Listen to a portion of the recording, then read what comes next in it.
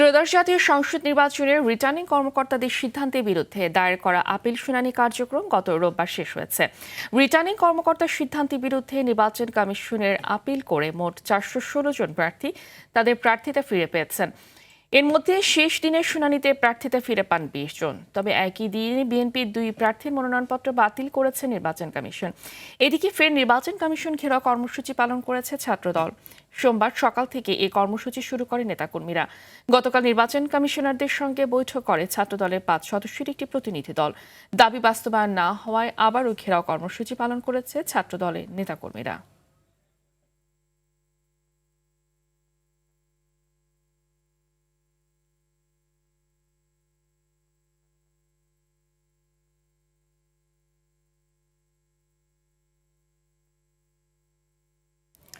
দর্শক, রাজধানীর আগারগাঁয়ে নির্বাচন কমিশনার থেকে সরাসরি যুক্ত হচ্ছেন সহকর্মী নাজমুল হুদা। নাজমুল,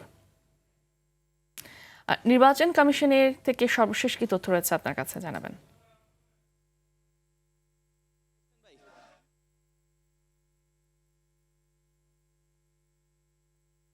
হামিদা, আমি এই মুহূর্তে রয়েছি নির্বাচন কমিশনের সামনে এবং আজকেও কিন্তু দ্বিতীয় দিনের মতো নির্বাচন কমিশন ঘেরাও কর্মসূচি করছে ছাত্রদল। নির্বাচনকে ঘিরে পোস্টাল ব্যালটের অনিয়ম সহ 3টি বিষয়ে তারা এই অবস্থান কর্মসূচি তারা শুরু করেছে। আজকে বেলা 11টার দিকে নির্বাচন কমিশনের সামনে ছাত্রদলের নেতাকর্মীরা আসতে থাকেন এবং কেন্দ্রীয় নেতাকর্মী সহ মহানগর এবং যারা বিভিন্ন ইউনিটের নেতাকর্মী রয়েছেন ছাত্রদলের, তারা সবাই কিন্তু এখানে এসেছেন এবং এসে তারা বিভিন্ন স্লোগান দিচ্ছেন। তারা গণতন্ত্রের পক্ষে, সুষ্ঠু নির্বাচনের পক্ষে তারা স্লোগান দিচ্ছেন এবং তারা বলছেন যে বাংলাদেশ একটি গণতান্ত্রিক অগ্রযাত্রার পথে রয়েছে এবং সেই পথে একটি সুষ্ঠু নির্বাচন প্রত্যাশা করে দেশবাসী এবং ছাত্রদলের পক্ষ থেকেও সেই সুষ্ঠু নির্বাচন প্রত্যাশা করছেন। তবে নির্বাচনকে ইঞ্জিনিয়ারিং করার জন্য বিভিন্ন রাজনৈতিক গোষ্ঠীর, বিশেষ রাজনৈতিক গোষ্ঠীর একটি প্রভাব নির্বাচন কমিশনে কাজ করছে, এরকম অভিযোগ তারা করছেন এবং তারা বলছেন তারা যেই 3টি দাবি জানিয়ে আসছেন সেই 3টি দাবি যদি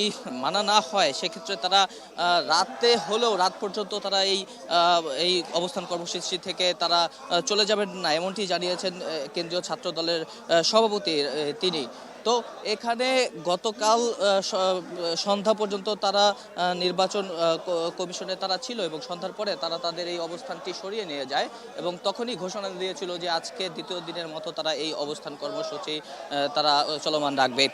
3টি ইস্যু যদি আমি একটু ছোট করে বলি তাহলে পোস্টাল ব্যালট নিয়ে বিএনপির একটি আগে থেকেই প্রতিক্রিয়া ছিল যে সেখানে উদ্দেশ্য প্রণোদিতভাবে পোস্টাল ব্যালটে ধানের শীষ যে প্রতীক রয়েছে সেই প্রতীকটি মাঝামাঝিতে দেওয়া হয়েছে। এছাড়া বিদেশের মাটিতে যেই পোস্টাল ব্যালট পাঠানো হয়েছে সেটি একটু বিশেষ রাজনৈতিক গোষ্ঠীর হাতে গিয়ে পৌঁছেছে, সেটি সাধারণ যারা ভোটার রয়েছে তাদের প্রত্যেকের হাতে গিয়ে পৌঁছায়নি।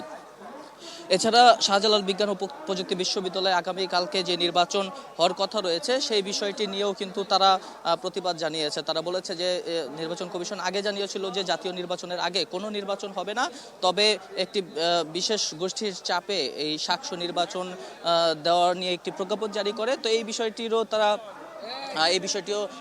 প্রতিবাদ জানিয়েছে এবং এইসব ইস্যুতেই মূলত আজকে দ্বিতীয় দিনের মতো তারা অবস্থান কর্মসূচি করছে এবং তাদের দাবি পূরণ না হলে তারা এই অবস্থান কর্মসূচি প্রত্যাহার করবেন না বলে আমাদেরকে এমনটি জানিয়েছেন নেতাকর্মীরা।